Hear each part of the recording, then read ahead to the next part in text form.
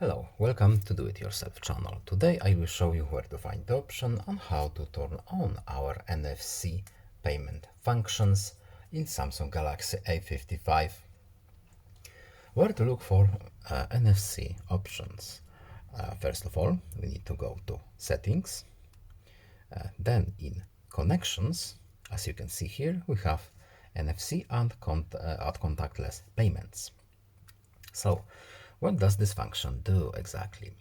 To make mobile payments and read or write NFC tags, place the area of your phone, etc. etc. It's just a tutorial, so we can turn it on right here. As you can see, now our NFC payments options are turned on. We can of course add more services to our payment options if we need to. Well, as of right now, we don't have much connected to our phone. So that's it. I hope this video was helpful to you. Please leave a like and subscribe. Have a nice day and see you in the next video. Bye.